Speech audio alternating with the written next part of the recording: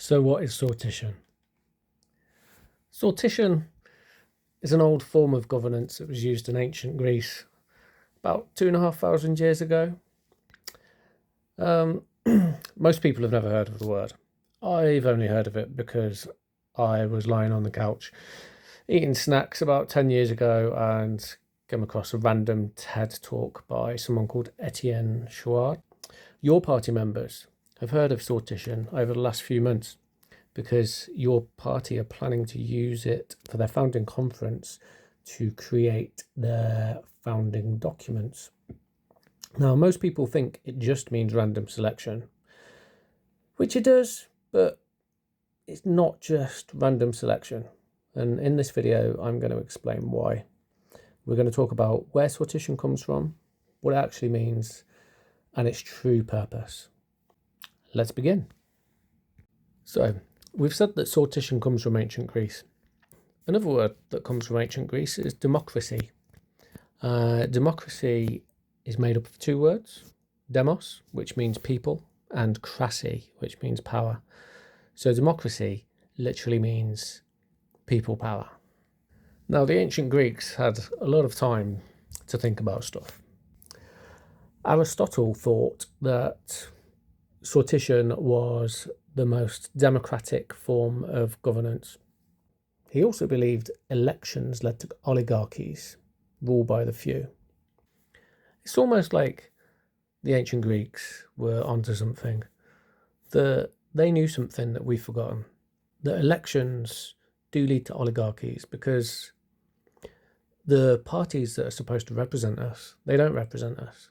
They represent their donors. Our MPs, they just toe the party line because if they don't, they'll get kicked out of the party and then they'll lose their job. They won't get elected again. So when you select citizens via sortition to make decisions for society, that's giving true power to the people. That is what democracy means. So sortition selects citizens by random selection. But the selection isn't really random. They use a process called stratified random sampling. This process ensures that the people that are selected represent the demographics of society. So it's a true reflection of the makeup of society. The selection must represent people from different age groups. So you'll have some young people, middle-aged people, and older adults. You'll get 50% male, 50% female. You should get people that are selected from different areas around your region or around your country. It should represent people of different ethnicities or different races. Importantly, it should represent your socio-economic status or class. So you'll have people of low income, middle income, they'll be the vast majority. You'll get some people on high incomes. Statistically, you're highly unlikely to get any billionaires, or you pretty much won't get any billionaires. And unfortunately for them, they won't get representation. People of different sexualities or ability or disability will be represented. Essentially, you're creating a smaller version of society, like a tiny, tiny little town where if you're not represented yourself, someone that's like you or in a similar situation to you will represent you at the assembly. How do the assemblies work? I think the best analogy to use is jewellery service. Citizens' assembly or sortition assembly is like jewellery service. You'll randomly select between 50 and 200 citizens to ensure you've got enough people that you can represent the different demographics of society, but not so many people that it's just completely unmanageable, like herding cats. The assembly should then be given as much information as possible so that they can make a truly informed, well-balanced decision. Imagine you're at an assembly that's discussing healthcare. So you'd want to hear from experts. So that could be people that have written policy on healthcare. healthcare planners, hospital executives, lawyers, finance directors, to hear from people who are working in healthcare, the doctors, nurses, physios, HCAs, porters. You want to hear from the users of the hospital, so patients and relatives. And to get the full picture, whether you like it or not, you're going to have to hear from private healthcare providers, big pharma companies, nursing agencies. The jury are then given time. They're given as much time as possible to deliberate and discuss what they've heard from the speakers. They get time to do some research. They can request additional speakers if they think they haven't had enough information. And ultimately, they're given the time to make truly informed decisions. So right now, you might be thinking that a sortition assembly sounds a hell of a lot like a citizens' assembly. And you'd be right.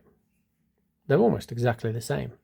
The key difference is the results of a citizens' assembly are purely recommendational. They're passed on to government, and government decide whether to act on the recommendations or to bin the recommendations. The decisions made at sortition assembly, however, are written directly into policy or law. That's the key difference. So when done correctly, a sortition assembly can be an incredibly powerful tool for democracy.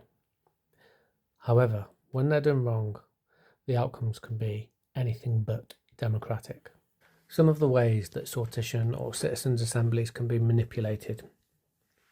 Firstly, using leading titles or questions.